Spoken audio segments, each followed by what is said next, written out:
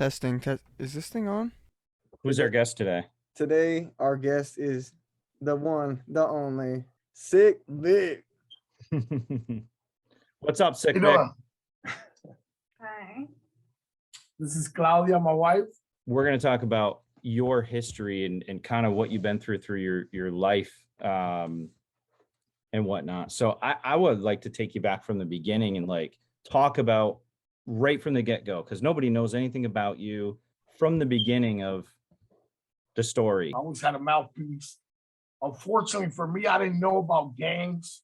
I didn't know about problems out here in the West Coast. East Coast is different. West Coast is a whole different world. And, you know, problems started happening. I like to fight. I fought a lot. I did get incarcerated in 1996. I caught my first case. My first case was robbery. We won't go into too much detail, but then they sentenced me on my first offense. They sentenced me to 3 to 8. Wow. It was 2.5 years to 8 years. And, you know, at 19, I'm looking at straight prison for years. And they're telling me, hey, you're too violent. You're going straight to a medium max. So I wasn't put like in a medium facility, a minimum facility. No, they said you're going straight to a max. I spent 15 years of my life behind bars in prison, not county jail, none of that. I don't even count the county jail. I just count the 15 years that I did in prison. So you got two choices. You're going to either be institutionalized or you're going to be somebody who learned their lesson. Unfortunately for me, I got out. I got out after 3 years. I got out in 1999 and they put me on house arrest because, of course, I had disciplinary problems that made me a violent person. However, they were like, it's just a kid, first offense. Let's just parole his ass. You know what I mean? So I get parole.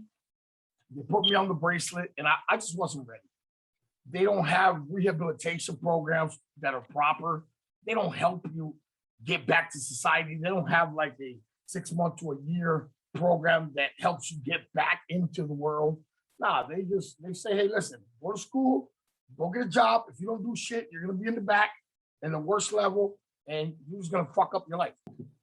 You said in the beginning that your mom and dad like loved you. They were really good parents, but you had a lot of anger inside. Why do you think that is? So maybe, you know, we're hot-headed, you know, Irish, Puerto Rican, that could be a problem. You know what I mean?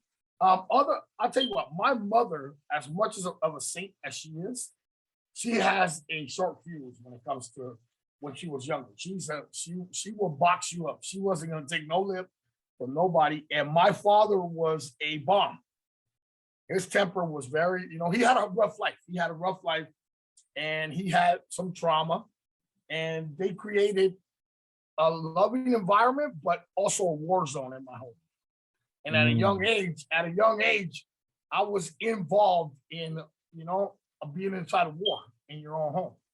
And it's just part of, you know, kids having kids. There was something evil inside of me that was born.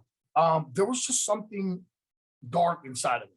Okay, so back in the days in the early 90s, the gangs were really heavy. Okay. And when gangs are really heavy, everybody wanted to be a thug or a gangster. You picked a avenue and you wanted to be the baddest motherfucker. And everybody around me also wanted to be the baddest motherfucker. And when you get that kind of mentality, and everybody has that mentality, like, listen, I'm going to kill the most people. I'm going to stab the most people. I'm going to beat up the most people. And that's how you get your name recognized. That was the atmosphere that I grew up with. Everybody's mind was like, let's be the hardest motherfucker. Tupac was young with his new music. Biggie was young with his new music. Everything was an aggressive thug life. You know what I mean? Right. So then once you get past the courts, then you get the anxiety. Most people get some kind of anxiety, butterflies, or some kind of nervous feeling about going to prison. And I won't tell you different. I was like, oh shit, what's coming? But I was actually excited. And you've heard this is the worst place in the worst place. And believe it or not, it was worse than I expected. Wow. Yeah. So most people think that they know some shit on their first rip. You don't know shit. And back then, gangsters were gangsters. There was none of this fucking everybody snitching everybody out. What if Like you don't my want to mom- be in a gang? Okay. So here's the reality of prison, Jason. You cannot be in a gang and you can help yourself up. Here's the problem. Let's say that some asshole decides that you look like a cherry to them. And a cherry meaning I'm gonna take your money, you're gonna buy me commissary, I'm gonna punk you around, I'm gonna do whatever the fuck I want with you. And if you get lippy, I got 500 soldiers that are coming with you.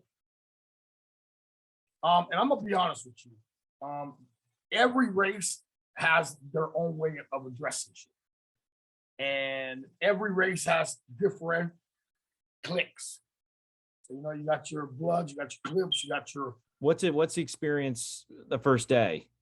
So when I pulled up to prison, they put you in the fish tank. And the fish tank, You said fish tank. So what is that? Like a separation? that's the intake. So the fish tank is the intake.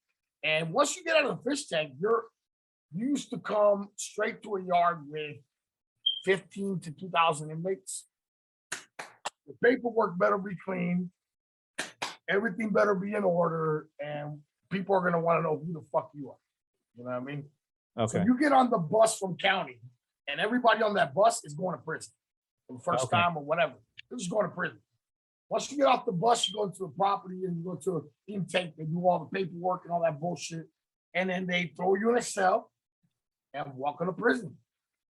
They give you 3 squares and a cot, and then boom. Sooner or later, them doors open for showers, for yard, for whatever. So they walk up to you and they want to know who you are. Why are you in here? As soon as you hit the yard, you are a member of a different society. Welcome to Planet Pluto. If you get tested, you better do what you got to do to be respected.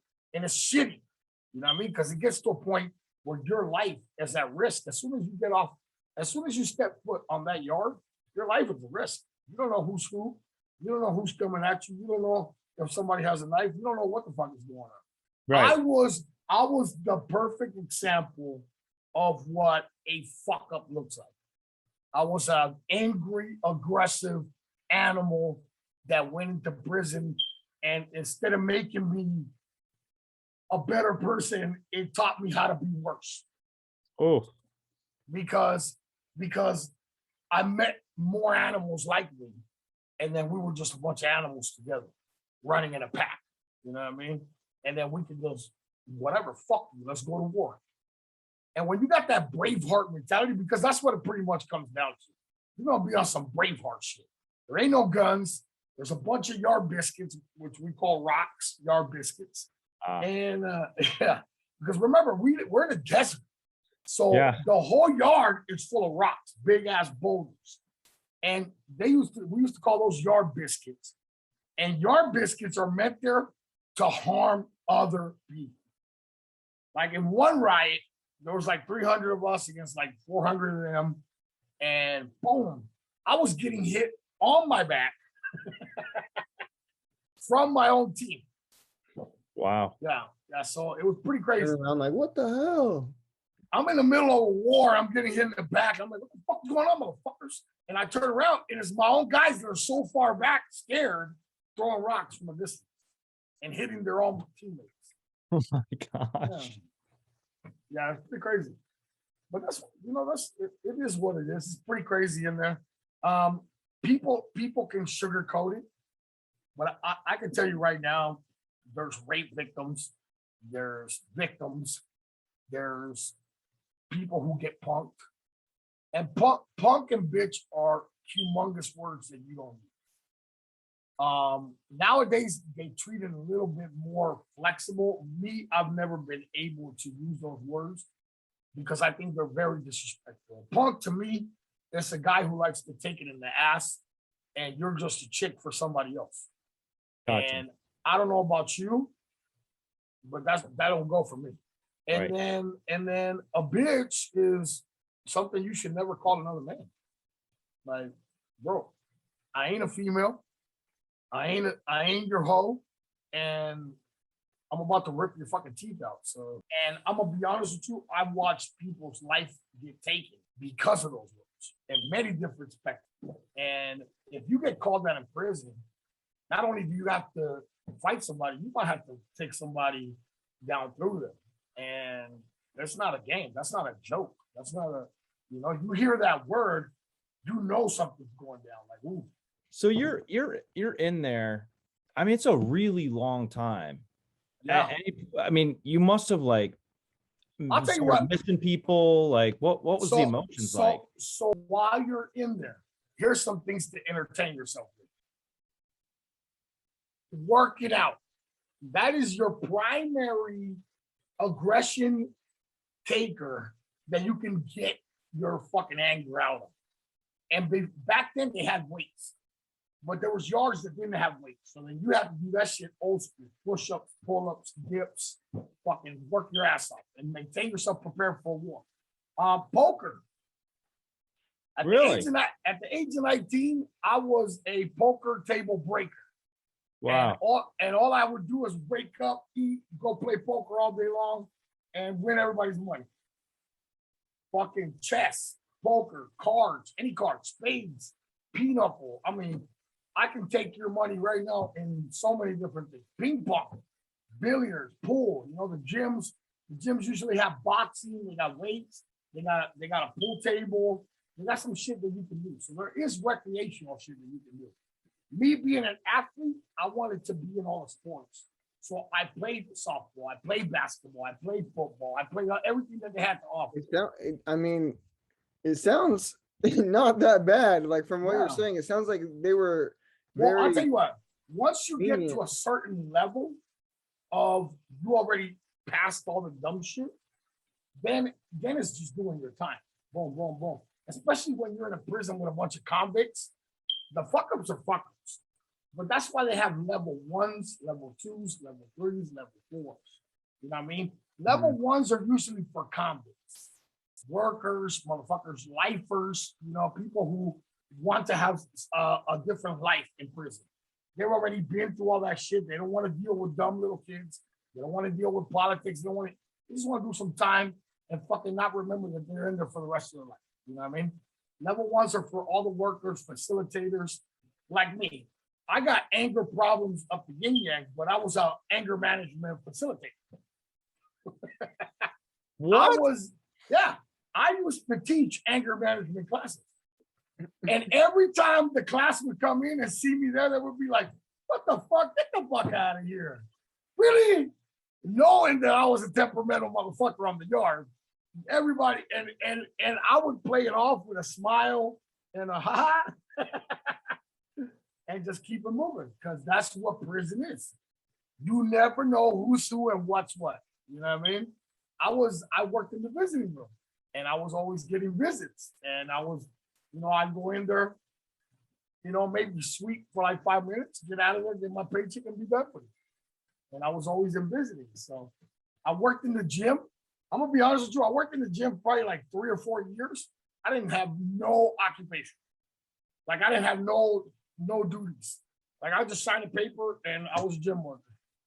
And it was because the coach was cool as shit and he loved me being in there competing. At the same time, I was like the #1 handball player, obviously not at this weight. But I was one, if not the best, one of the 2 top in the system. And you could go talk to my homies about it. They'll cry and complain about it, but they'll tell you the truth. I got a homie named Jojo who I like to rub it in his face. He was my son. I let him win one time. Well, you said gambling. What exactly? You don't have anything. Are you ready? So here you go. So this is what you gamble in prison. Commissary. Commissary is store. The store has food. It has hygiene, lotion, soaps, deodorants. The state provides you with Bob Barker toothpaste, a toothbrush this big, and fucking the state soap will literally rip your skin off because it's so horrible. So you have to purchase your own shit like Irish Spring, Dial, what the fuck are the other ones? Tone, shit like that with cocoa butter, soap bars that you can actually wash your body with. Also, gel deodorant, you know what I mean, lotion, Jergens lotion. They don't provide anything. They get $35,000 per inmate, and I can guarantee you they don't give us more than like $2,000 a year per inmate. What do they do with the money? Cha-ching. So I'm going to tell you guys the same thing because I want everybody to actually go watch this. There is a show on Netflix called The 13th Amendment. The 13th Amendment. And this, I'm about to publicize this fucking thing because it explains exactly what prisons are. Okay. They are piggy banks, is what they are. And I'm gonna tell you who benefits from these piggy banks. Walmart, JCPenney, Victoria's Secret, all these companies are benefiting from free or sweatshop-like working environments that they can minimize their overhead. And they've all been pulled up on it. And as soon as they've been exposed, they ran away from it. Like, oh, we can't do that no more. But everybody cries about sweatshops in different countries. But it's happening right here in the prisons. They paid me $1 for each case of cards that I could pack in order and tape up. And each case had 100 decks. So I had to sit there, sort out a whole deck, pack it up, put it in a fucking box, tape it, and then put it in there and do that 100 times for $1. Oh, For $1 fucking dollar. How is that possible? Is the pricing the same from the store as something you'd see now out here? Get ready. Are you ready? The price of everything is double, maybe triple. Facts. So let's say a soup out here costs 8 cents for a ramen soup. They're charging you 27 cents in there for a soup. Let's say, bang! Sorry, she's getting a phone call. Carolina. So let's say a deodorant costs $5. It's gonna cost you $10 to $11 to get it. You know what I mean? And here's what's even more fucked up. If you have restitution from the courts or from your crime, Ernie called, and so they Carolina. Something. I love you, bro. Your brother's here. Hey, your brother said he loves you. So let's say like me, I got hit with 135,000 of restitution. And they said you have to pay that off. So they take 10% of any money that comes to you from the streets towards the restitution. And you have to pay off a certain amount until they knock it out and then they don't take any more money. Right? And it takes quite a while. So let's say that you get $100 sent to you, and they're taking $10 every time or $20 every time. Fuck. You know what I mean? You got minimal amount that your family probably fucking struggled to send you because life's a motherfucker out here. And then you only got $80 to survive for like a month. Ugh. Wow. And then this is what they serve you. Let's say they give you 3 pancakes in the morning. Because pancakes is their favorite. It's minimal financial fucking burden. And it's so easy to make batter and just give you pancakes and pancakes. It got to a point where I wouldn't have stabbed anybody who offered me a pancake. Holy shit. Like I got out here and I saw a fucking IHOP and I was like, don't fuck around. Don't fuck around. Don't take me there. Because, you know, in my mind, I'm like, I don't want fucking pancakes. Don't fucking offer me another fucking pancake. I had a friend of mine, I joke all the time, and he was like, fuck, man, the fucking potatoes every fucking day in the fucking county. The county jail will give you potatoes until the fucking potatoes are coming out of your fucking eyes. Dude, I like potatoes. Because, yeah, but puppy, think about it. Let's say they give you potatoes. Not for a year straight. I don't want county jail potatoes, though. Yeah. Hey, it's rotten potatoes and fucked up potatoes, but it's just potatoes. You would get fucking sick of potatoes after like 5 years. You know what I mean? Yeah. Here's a one that's really fucked up and that I think I'm institutionalized about. I went to Eden Prison. Eden is the max prison here in Nevada. And they have no ice. Nothing comes cold. There's no ice. You're not gonna get a cold drink with ice. And I was there 5.5 years, and I could not have a fucking cup of ice.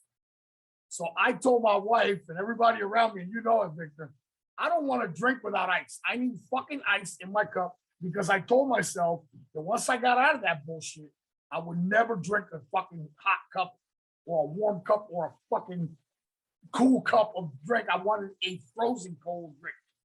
And to this day, I get mad if my drink ain't cold. Like, babe, what the fuck? You know what I mean? Like, why is my drink not cold? And that's the kind of shit that I'm institutionalizing. I wear my sandals in the shower. And Wait, what? All right, so check this out. In prison, I didn't go to the showers and shower with my feet bare on the ground. So Is everybody or just you? No. A lot of convicts don't shower with their feet on the ground because there's so much.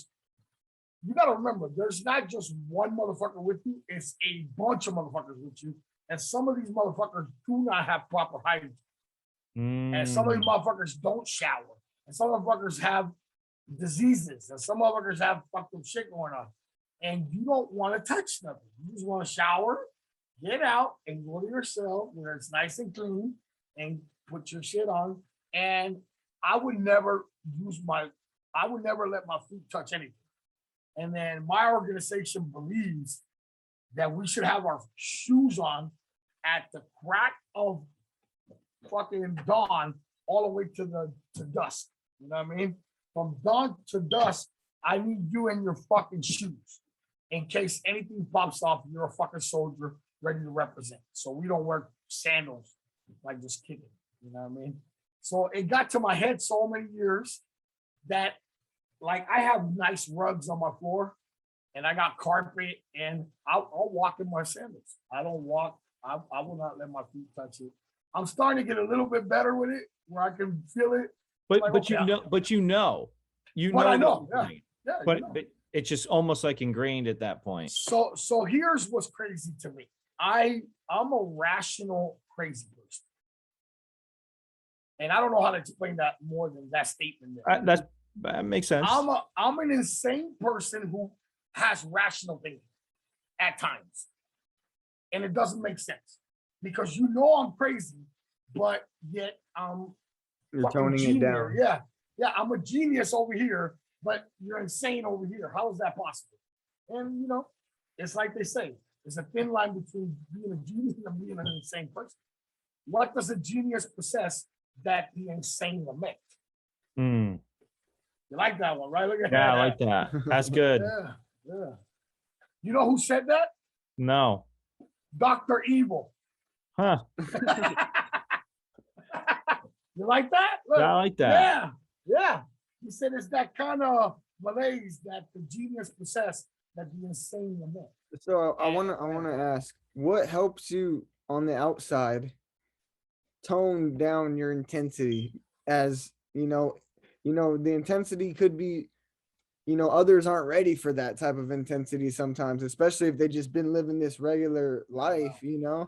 What helps you tone down your intensity? So I'll tell you what, the tool that has helped me the most is seeing my kids' faces. Mm.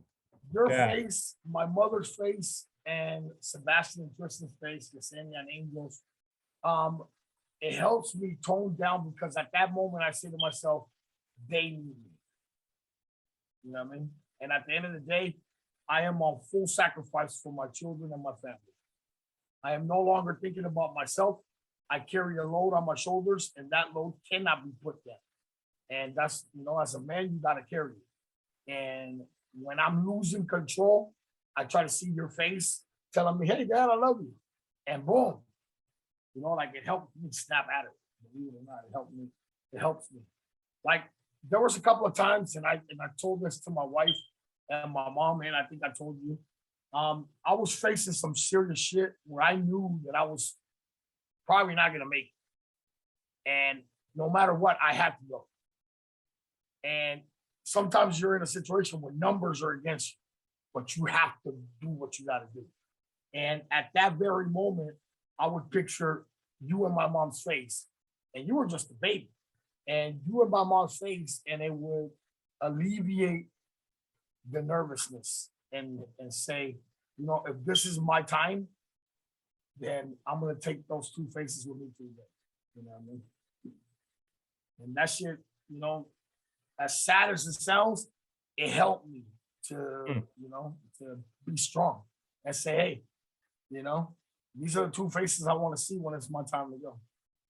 What That's better right. two faces, you know what I mean? You gotta find some motivation, dig deep, you know. Yeah. So, I mean, listen, I used that as a tool to survive. I was like, and you were my biggest tool to survive because I was like, I'm never going to abandon my son again. You know what I mean? I felt like I abandoned you when I went to prison. And that's where I was like, I'm not smoking weed. I'm not doing drugs. I'm not drinking. I'm going to be healthy. I'm going to get on my feet again. I'm going to get the fuck out of here. And I'm going to go take care of myself. Did you find it And- hard when you got out? Because there's obviously drugs when you get out and it. So believe it or not, that was the easy part. To this day, I don't do drugs. I don't smoke weed. I don't drink alcohol. My only vice now is I like tomahawk steak and lobster. Hey, I like those. I like that too. Listen, I didn't eat good food for so many years that I kind of got lazy and enjoyed the food. And I put on probably 185 pounds since I Wow. got out. Yeah, I ate a whole human being, skull, head, bones, everything. And believe it or not, as fat as I am, this shit is hard underneath. It makes no sense. I'm like a juggernaut. So, but yeah, listen, that's my only vice that I see at the moment, besides not working out, because I taught my son so much about being healthy, being real, no fake shit, no creatine, no additives, no steroids, no nothing. Be yourself, be the best that you can be without any assistance, Right. because that'll last longer and make you healthy. You know, you can be fake and look phenomenal. I could go Right. get me some good steroids and be fucking swole by next year, but that's not real. Right. Like surgery. I mean, you just go get fucking surgery now. Go Yeah. add muscles to you. People are all doing these that. girls getting Brazilian Yeah. butt lifts Oh. rather Yeah, than yeah. doing I'm squats. gonna go to Mexico and become an Instagram model. I want to step back a minute. You said something in the beginning where if your paperwork's not in order, yada yada yada. So what? And one of the questions I had on my list is, you know, we drummed up some questions. So like Hit me. a child molester comes in there. Ooh, We got to know what goes down. you're gonna get the treatment. I know. I think I know what the treatment is, but I want to know so- what the explain for the viewers so- and for So, Jason. so I'll tell you what. If you're a child molester or rapist, everybody in the prison is supposed to not be friendly to you. In okay. any way, shape, or form, they're supposed to give you the business. So Because you're not accepted as part of the group. You're just isolated on your own deal. if you come in and you touch the child, everybody in the prison should want to kill you. Wow. And that's bottom line. If you touch a child, you don't deserve to be around men because you're not a man. You're Yeah. a cockroach. Exactly. You But- touched a defenseless kid or you violated a defenseless kid, now you should get violated like a defenseless kid. That's what I think. That happens a lot of the time, right? Oh, yeah, they get the business. Yeah. As soon Oh. as, yeah. Well, they used to. So now most of them know to PCI. So PC is protective custody. Okay. Right? And PC means don't come play with the population. You don't belong. Are you on lockdown 20 like most of the time? You are a little piece of crap dude inside the cell, and everybody knows you ain't no good. And if they open, they ever open that door with other people, they're all going to try to stab I mean, you've lost respect at that point. you. You have no respect. Yeah. Once Are you, there people in protective custody just because they're scared? Like, yeah, cops? a lot. oh, so you could just be like, I'm scared to be out there. Put me in Oh, PC. PC. Yep. Right from the beginning. Damn. So you're completely isolated by yourself? So, but here's the crazy part: the COs will fuck with you. Some COs are fucking gangster. You know what I mean? Like, they're not all fucking dicks and fucking cops and this and that. Some of those motherfuckers are there. They're there to do a job, but they know you're a piece of shit. And they'll pop your fucking door accidentally. Oh, I'm sorry, I hit the button. I didn't mean to. Oh shit. And you know what? People like me, Officer, my door's hey, open. hey, people like me were, always in my shoes, prepared for something like that. Like, hey, I found a candy. You know what I mean? And that's why prison's prison, because at any given time, look, there was a power outage one time in the hole.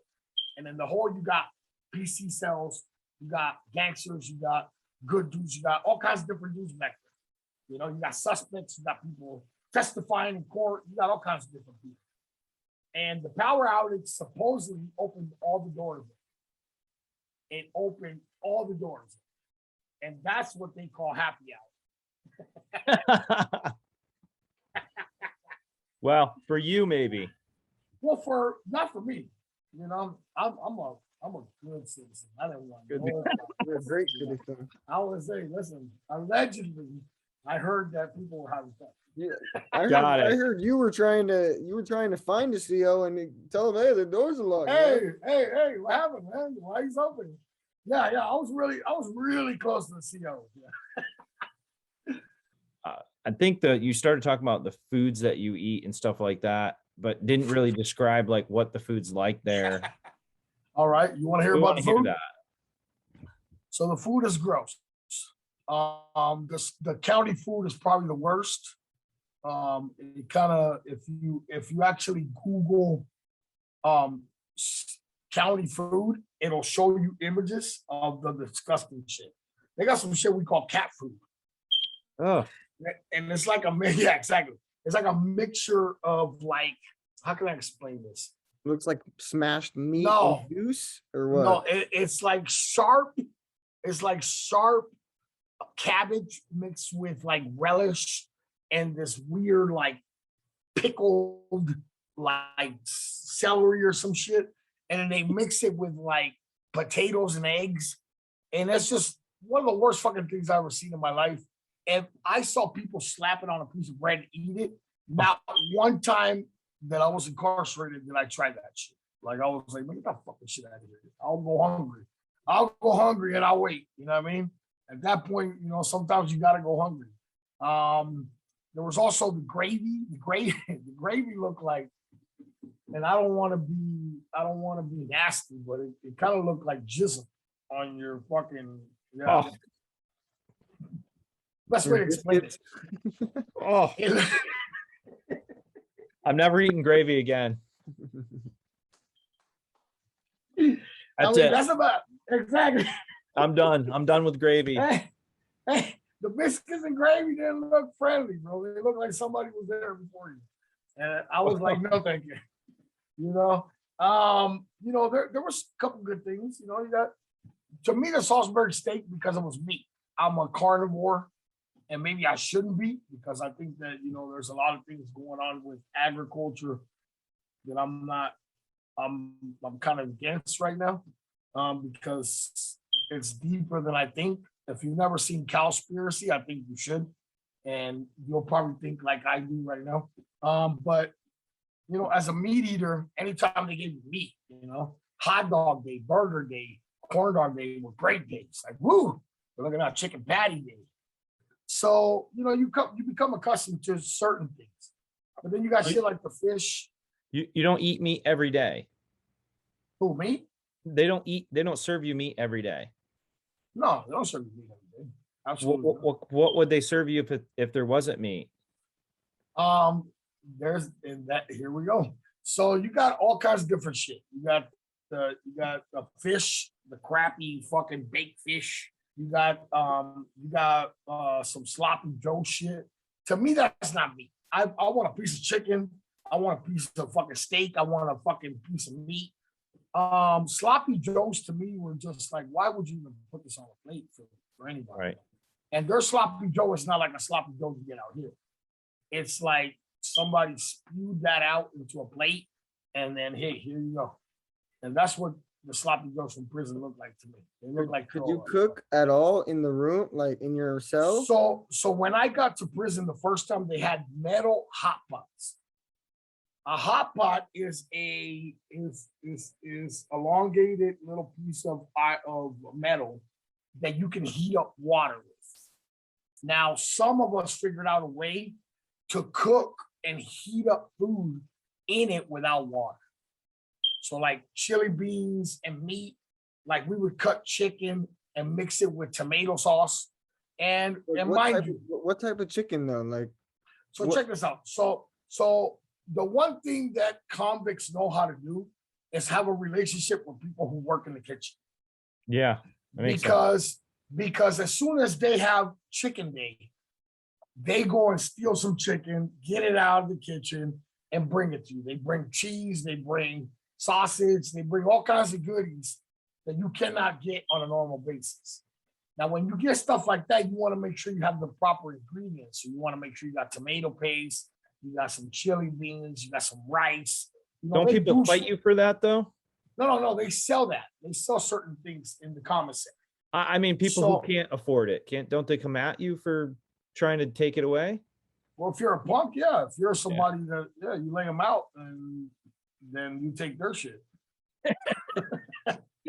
so a dude that's getting commissary, like he's got money on his books, he's buying all his commissary. Are there people that actually just punk people like that and just take their shit, and they don't do nothing about it? Have you seen that? Of course, millions, Jeez. not just thousands, millions. Yeah, come on, Bubba. I spent 15 years in that box watching the worst of the worst. You know what I mean? Just watching people get punked. So you got to remember, sometimes I'm gonna tell you something. I met this white dude named Derek, really good dude. Man. He was all right, dude. I liked him. He was cool. He was a little bit older, 30-something years old. I was like 19. He got 10 years for having a joint in his pocket.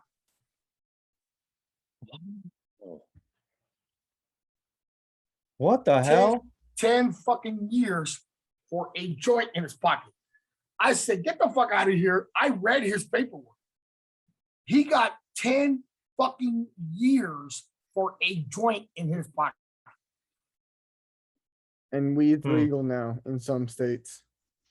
I had a That's celly. unjustified. I had a celly in the feds that got caught transporting 76 tons of marijuana and was only given 4 years. This Wow. motherfucker got 10 years for a joint in his pocket. I don't know who he pissed off, but damn. And that guy, unfortunately, was taking advantage of. And he was a good dude. And it's a race matter. His race came in and they did what they do. And that was a sad story. Because unfortunately, you do see shit like that and you can't get involved. It's none of your fucking business. You know what I mean? I'll tell you what, I have gotten involved where a dude was being disrespected that was respectful, that was honorable, and that wasn't a bitch. And I stuck up for a couple of people. And at the end of the day, you could get in big trouble for doing it. You know For what I mean? But standing up for somebody else. yeah, you can't. It all depends on the circumstances. But they knew me, and they were like, you know what? There's a reason he's standing up for the dude. You know what I mean? And I just saw some fucked up shit happen. You know what I mean? And he was a kid. He was 23 years old, and he wasn't no punk. And he was like, dude, no. And you know, they were like 20 deep, and they were gonna just hand him the treatment. And I was like, no, man, you can't do that, man. That dude is not a punk. That dude is not a bitch. That's a dude standing up for himself, saying, no, motherfucker, you're not gonna take my shit. How you gonna do that to me? You know what I mean? So it all depends. You know what I mean? You think politics are bad out here?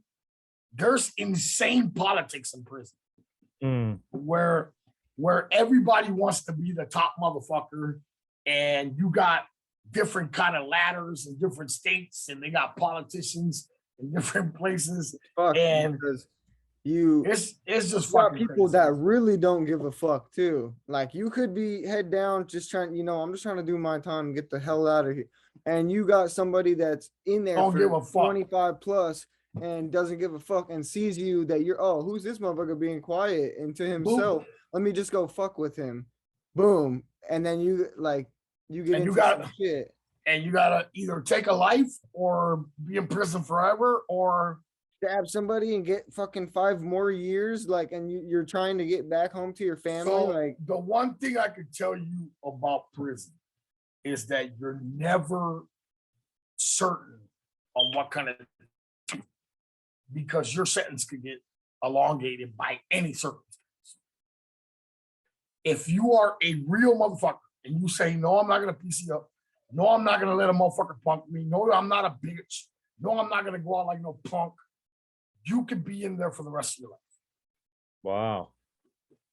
And fuck your children, fuck your mother, fuck everything that you had going on in life, fuck your life, fuck the world you knew, fuck everything. And nobody gives a fuck because it's a fucking, like I said, it's Jupiter. Cycle. Welcome. it's Welcome like to a it's like a cycle. Hey, welcome to a different planet. It's a different planet. How do you explain to a woman from Venus some Martian? You can't. That's why they say men are from Mars, women are from Venus. We speak 2 different languages. Well, prison is like that. It's Jupiter instead of Venus. And it's so far gone that you don't even know how to reach that communication. That's a whole different world. Things that make sense over there don't make sense here. Things that you would never see out It's here. not you pretty. see It's there. not pretty. It's not There's- anything pretty. I'll tell you about what, you got good moments in prison where you're just being fucking people, you know what I mean? But then most of the time you're just an animal. And the best predators survive, the other ones become prey. So like the constant, like, just anxiety of just always having to work, like just not knowing what the fuck's gonna happen today, whether, is it gonna be a good day and everything's just, eat what y'all, they're gonna serve chicken today, or am I gonna have to stab somebody today? So Like, check this out, because here comes something worse about the food. If you get locked down because somebody else fucked it up, right? Things that you got going on just got fucked. So let's say you got education, you're going to college, you're trying to get a degree. Education's closed because somebody got the yard locked down, nobody's going to class. Let's say you're going to go visit somebody and they cancel the visits because somebody got stabbed. And you haven't seen this person in so many years. They took the flight out and the visits got canceled. Now you're fucked. They paid for the trip, they can't see you. They might not be able to see you ever because they only made a 1-trip situation. And your visit got fucked. And then that just escalates the problems because then you got angrier motherfuckers to say, who fucked this up for me? You know what I mean? Who the fuck are these motherfuckers and why the fuck they fucked my life up? Because your whole shit is just, not to mention, during lockdowns, you're getting a sack lunch. And let me tell you what a sack lunch is. It's pimento loaf meat that looks like it has snot on it, and 2 pieces of bread with a mustard pack, a piece of celery, and a fruit. And you better hope the fruit's in there, like an apple or a tangerine or a mandarin or something. And that's your sack lunch for a grown ass man. for the duration of the lockdown. You get 1 hot meal, but for like 3 meals, they'll give you sack lunch on the first day. And then the next day they'll bring you 1 hot meal, 2 sack lunches. How long does a lockdown usually I was last? locked down at one point. I think we were locked down for like 4 months. Wow. Was the longest. So during that time, Yeah. no yard privileges, no schooling, no education, no nothing, no programs. Visiting, they let you kick back out. Visiting, because usually they can't stop visiting. But other than that, yeah, everything was Like, what shut. about even the most privileged of workers? Nothing. So the most privileged of workers hate life too because they're locked down too. And they're the first ones that will come out from the lockdown. Damn. But showers every other day or every 3 days. And if you don't shower in your cell, see, this is why I always showered in my cell. And they call that bird bath. A bird bath is something you do in your own cell. You have to rig the sink with a piece of toothbrush and some string to tie around the button to hold the button in so the water flows out of the fucking. I don't know if you ever seen one of them gel sinks, but they're horrible. Mm-mm. But that little water that comes out, you fill in your fucking sink, and you fucking with your own cup, you soap up and you shower right there with a towel. And that's a bird bath. And if you do it right, you can get clean properly. But you make a mess, you gotta clean it. It's a whole ordeal. The But I used process. to wash. Taking I a whole used to shower wash- in listen, yourself out of your sink. I used to wash my clothes every day. I used to clean the room every day. I used to shower every day. I was a clean freak. And you don't realize how much shit you do until you stop doing it. You know what I mean? Like once I got out, I was like, holy shit, I don't have to wash my own clothes today. I don't have to pick up after myself after a shower. I just took a regular shower. You know what I mean? And it's the little shit that you realize, fuck, man, all this shit was taken away from me. You know what I mean? A regular spoon. There's a reason I don't eat with plastic forks or spoons. And it's because I ate with a fucking spork and plastic shit for 15 years. Now I need a metal fucking, give me a metal fucking piece. No You know what I mean? mind. Because, yeah. And Does it's it little shit ever like that. does it trigger you like what the fuck? I'm not like I can use a metal fork without stabbing somebody. Like, does it trigger you in that way, Yeah. or is it just more like, oh, I don't want to see a plastic I fork bought- ever again? Hey, I bought Claudia a set of knives yesterday for $40, right? a beautiful set of. I said, "Holy fuck, man! If I had this in prison, I would have never came home." Obviously. And it was $40. You know what I mean? And now we can cut anything, and I'm like, wow, you know. And I'm amazed by the things. And you that say might wow be just why you were in prison. Yeah. Yeah, maybe it's because of thoughts like that that you end up in prison. But I'm I joking. mean, I'm all about allegedly. All right, so I got a kind of a deep question for you. Here we go. How did you feel when certain family members, certain family members did come visit you and stuff, but how did you feel when certain ones, it became less and less and less, less hearing from them and just altogether stopped eventually? How did that make you feel? So for me, that's a very deep question, and I'm willing to answer because you asked it, okay, and because you're my son. I was very hurt by the fact that I felt like my entire family abandoned. I felt abandoned. I felt pretty much abandoned by friends, family. I had my mom, my dad, you, Rosalia, Roberto. And you know how huge our family is. And I'm gonna tell you something. My sister tried to do a lot of things while I was in there. She would send me packages. She would send money once in a while. Me and her have had the discussion about everything. She feels a certain fucking way, she feels shitty about it. She's been there for me every step of the way now. And our relationship is, I couldn't ask for a better best friend. Me and her have blossomed into something that, without each other, life doesn't make sense. You know what I mean? And that's where you should be with a sibling. Unfortunately, I didn't feel like that at all times. I held a lot of resentment. And at first I kicked it with the family just because I was happy to be out. But then I kind of wanted to give them the treatment of what it was like to not have me around. You know what I mean? Because that's what I felt. I feel like they weren't around.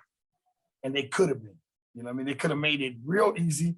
I was down south for many years where you could have put a visiting application. It could have got approved in 6 weeks and you could have came and visited or sent money or done something. You know what I mean? Or said, hey, is he alive? Yeah. At least let me make sure he's alive. You know what I mean?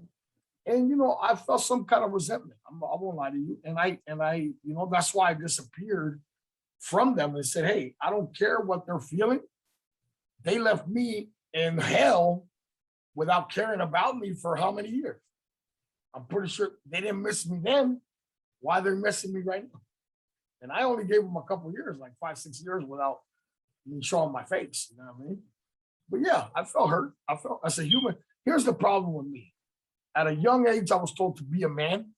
And back then, being a man meant you don't cry, you don't feel, and you're a fucking man. You know what I mean? And then prison made me conquer. It didn't make me emotional. It didn't make me it made me conquer. I had no feelings. The only feelings I had were for my family, my immediate family, and my kid. You know what I mean? I didn't feel much else for nobody else. And when I came out, you know, I had to deal with trying to figure out how to soften cement. How do you soften cement? You know what I mean? That's pretty fucking hard. And although I'm hearing this, you know, that why is he not coming around the family? Why is he feeling some kind of way towards us? I wasn't emotional. Now, when Jacqueline was my cousin, sister, who I believe she's my sister. And once she passed away, she made me human again. And for that, I'm eternally grateful because she opened up my heart. And I never thought that I could feel again. I mean, I was like, I was like at a point where I was like, am I a fucking robot now? Like, you know what I mean? You feel like a fucking robot. You don't cry. You don't feel. You feel like everybody thinks you're fucking heartless. And you start getting this monster feeling. You know what I mean? Like, fuck, am I a real monster? Do people really see me like a fucking monster? Am I really that heartless? And not only that, to look in your eyes and look at my mom's eyes and my dad's eyes and get that feeling from you guys, like, fuck, that was the worst for me. Like, and then she opened me up, man. Her death opened me up to where I see reality now. I see humanity now. I see what it's all about, man. And it's not that, it's not that fucking cement steel shit. And it's, bro, yeah, it's okay to fucking embrace your family. Yeah, it's all right to cry when something's emotional. Yeah, I'm gonna cry when I gotta say goodbye to my son because I only see him 2 times a year. Hell yeah. Hell yeah, I'm fucking emotional. Hell yeah, I'm gonna shed a tear for my family. Hell yeah, I'm gonna fucking cry at their funeral. Hell yeah. Stigma that, like, you know, men don't cry, you know, it's good to be strong, but it's like, you're really gonna say like men can't ever cry, and it's like that's not that's even an issue. realistic. That's a mental issue created by some bullshit. Yeah. That's bullshit. That's bullshit. Yeah. And I can tell you because I was there. You know what I mean? I didn't cry from the age of fucking 12 till when Jackie passed away 2 years ago. You know what I mean? How many fucking years is that? You know what I mean? Shit, I'm 44 years old. Shit. Too many. You know what I mean? And I even told Claudia, like, bitch, I feel, and she even told me, you're fucking heartless, you're horrible, you don't even cry. Like, you know, what the fuck? And this woman right here has walked through flames for me. You know what I mean? Like this one right here, man. Oof, I made sure I tested her in every way before I slapped that ring on the finger. She's a real one. I could verify that. I'll tell you what. I think that if I would have been a better man, your mom would have been that. And she is your mom in a new form. And that's how I see it. Because your mom, believe it or not, your mom was a wonderful woman. And she gave me the greatest gift ever. And Claudia is that in a grown woman sense and has changed my life and the person who I am drastically. You know what I mean? I no longer see life. I honestly don't think you would have, like, if you would have not had kids with her and just been on the same route. All bad, yeah. You would have been more fucked because, you know, you I probably would have had my dick off or balls off or something, because there was a point there where I was sleeping like 6 girls a day. Wow. That's not even. That was actually pretty fun. Like, you must have been drinking a lot of Gatorade. A lot of Red Bull.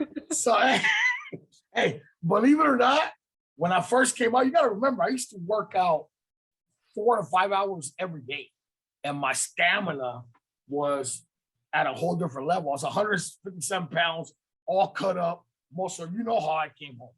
And there's nothing that you could do that you could outwork me out on. You know what I mean? Like I was ready. And when that turned into sexual relations with women, woo! I was in there making. You were pent up for a little bit. Just a tad. I was in there just a tad. So yeah, I punished. At first, I came out punishing, and people were tapping out. Man, they were like, "Hey, no more, no more." And I was like, "You got a friend? You got somebody? You know, put somebody else in here, coach. Get somebody else in here." And you know what? That's what you're supposed to do. I'm supposed to make up for 15 years of my life for, unfortunately, all the pussy that I missed out on. And I used to love pussy. It was fast though. I mean, like it was in a short period of time. It was like less than 5 years. Like it was less than 2 years. 2 years. It was like 2 years, puppy. I got with Claudia in 2013. I got out in 2011. So you got to remember, it was only like that was 2 quick. Years. I was, do the math. You know what I mean? It was, do the math. Running the numbers in my head right now. It's like, damn, you caught up quick. Fuck, that guy was doing everybody and their sister. And, you know, I took that shit literal. You know, you only say, hey, her mom and her sister. I was like, okay. That shit literal. Like, okay. Okay, I got another question for you, Pops. Okay. Contraband. What is it, and what happens if you're caught with certain contraband? Okay. Contraband can mean anything that you're not allowed to have per the prison policy. Contraband can mean weed, drugs, alcohol, Bruno. It could be a shank. It could be all kinds of different things. It could be a million things. It could be like right now they took cigarettes in 2005. Now people bring in cigarettes by any means necessary, even in their ass. So you know what I mean? That's contraband. Matches, lighters, stuff like that. They took the right to kill yourself quicker away out of the prison system. You can't even, sit there and kill yourself. Listen. Here's the problem that I had when they took away cigarettes. It was a stress equalizer. You know what I mean? Like I understand. I smoked for 13 years, 12 years, something like that. And at one point I smoked 2 packs a day. Boom, boom, boom, boom, boom. And it got to a point where then you start buying Bugler, 4 Aces, which is rolling tobacco. And easily you could smoke 50, 60 of those a day. And believe it or not, there's something about a cigarette that calms you in a stressful situation. And you know that you smoke cigarettes. You smoke cigarettes ever, Jason? I have, yeah. Mostly when I'm drunk. It calms your nerves. There's something about it that alleviates or your brain makes it alleviate the stress a little bit. And I told myself, there's gonna be problems beyond because of what you're causing in a prison. You're causing a bunch of people who stress all day long to not have an avenue to calm that stress down. And for some of them, they could have been addicted for 20 years. So we joke about it. Like when I stopped smoking, a lot of my cellies disagreed with my tactics. I wasn't the friendliest guy. My moods were, it wasn't good. But I used a bag of Jolly Ranchers and a bag of Weathers Original to quit smoking. And I quit 5 months before they were going to take it away because I told myself, if you're going to try to force me, fuck you. I'm going to do it on my terms. Right. So I chose to do it before they forced it on everybody. And it worked. And it worked. It worked for me. It worked because I took my physical fitness to a different level. Now I had more wind. I mean, at one point I did 106 straight push-ups all the way up, all the way down in one track. And to this day, I've never seen somebody do that. So I was pretty fucking fit. And I was pretty fucking fit. Yeah, I could probably get a 50 or 60 piece up right now, but well, I'm over 300 fucking pounds right now, and I can do fucking 50 push-ups. You know what I mean? That's pretty fucking crazy. That's right. You know, at some point, keep Sculpted you, yourself, though. huh? It sculpted you like It helped me prepare myself for everything in life. Like right now, I'm seeing people that are at this weight, they're not athletic, they can't move, they huff and puff. You know what I mean? There's not much you can do at that weight. Yeah. And you know, I mean, but I feel like it's a serious disadvantage. I'm doing a disservice to my health. And believe you or not, I'm ready to change. I'm ready to go back. I'm tired of this shit. And you know me, Papi, I was in shape for 30 years of my life. So this is like, what the fuck are you doing to yourself? You know what I mean? So, you know, there's things I gotta fix. And that's the problem with having a vice. I didn't have these vices of getting drunk and doing drugs and smoking weed and doing this and doing that. I don't go out and go to strip clubs. I don't go gamble. I don't have a gambling problem. But then that becomes a serious vice. Then you eat at restaurants, you enjoy good food. Next thing you know, you guys start to put weight, you deal with kids all day long. It's a tough life, man, because you have real life to attend to, yeah. not structured, being a warrior all the time. Yeah. It's real life problems. You gotta pay the bills, not only that, you gotta spend time with your family. We're very proud of the fact that we can say that since Sebastian was born, we never had a babysitter for either him or Tristan, ever. And I mean, that's something difficult to say. That's 8 years of being parents that were there. Yep, there. No, you know what I mean? Like now that they're all going to school, the first time because of COVID last year, everything was on Chromebooks. So this is the first time Tristan went to school finally, and now He's finally getting a little bit of separation. Now we're getting that time together alone, because we've had kids the whole time we've been together. You know what I mean? And to not be able to be two adults that can spend some quality time together because you guys are being great parents. Like, fuck, man, that's a serious sacrifice. A lot of people don't understand what that's like, man. That's tough. That's tough. You know what I mean? Yeah. Yeah, that's Well, tough, I can man. definitely see the growth in you, and how much you've changed just in the time that you've been out and everything. I think it's huge personally. We all have work to do on us still, but I'm tremendously proud of you, and love you, kid. You already know. For you for having me. Hey, listen, kid. It is because of you guys that I exist, and I'm on full sacrifice for my family until the day I die now. And hopefully thereafter, you know what I mean? Because we don't know what comes beyond. But, it feels good. It feels good to actually be part of the solution instead of the problem. Because that's what I felt like I was. I was a problem, and I was a burden upon my family instead of being a solution and a helpful hand. Because that's what you should be. You should be a helpful hand to carry your family through whatever. Or, And, at least contribute, Yeah. something. Do something positive. Be part of a positive movement. That negative shit, that's all selfish, and it's just, dude, that's draining on your family. Or complaining, it's coming from a selfish mindset, and you always thinking about others.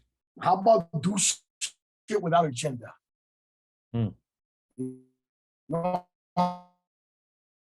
Any kind, and just do some shit good for people.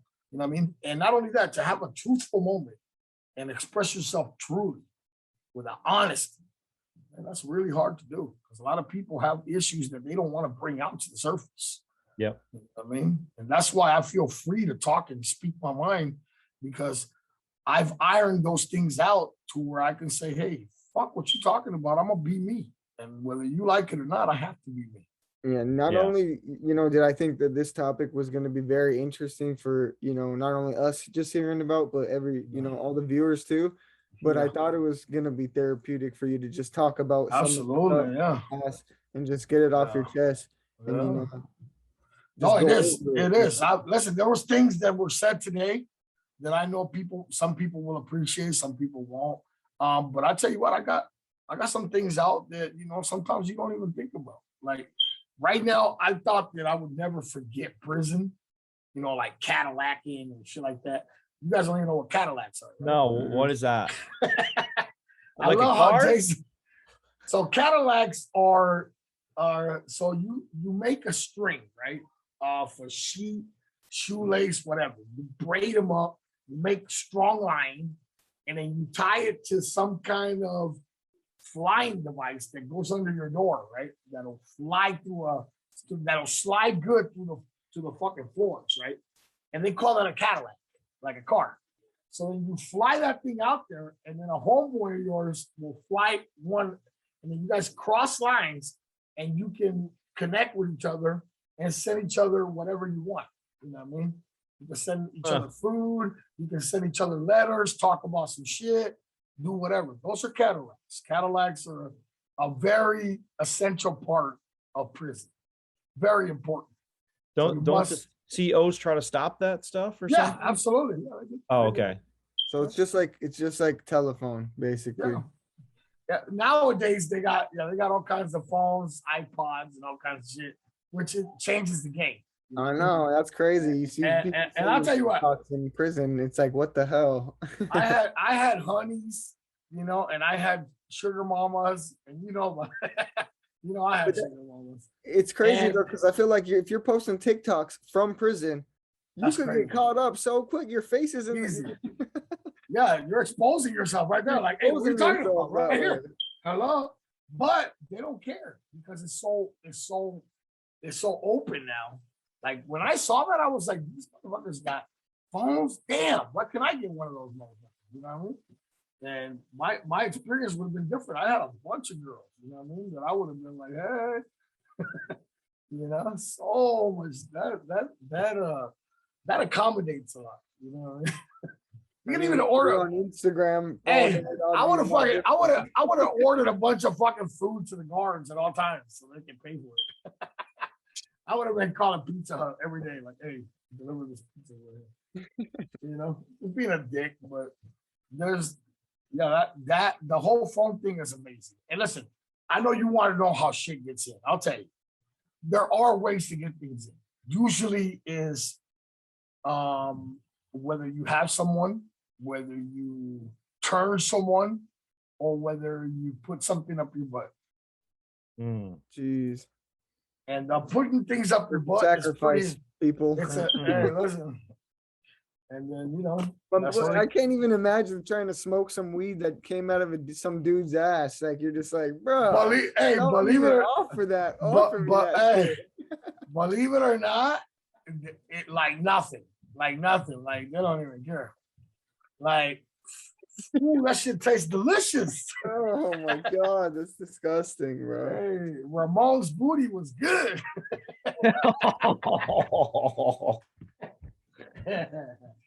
Thank you guys for Thank you having for me. taking the time. I appreciate it. Let me know if I said some fucked up shit. All right, gentlemen, Poppy, I'll call you Jason. See you All right. next time. Thank you for everything. Thank you. Gentlemen.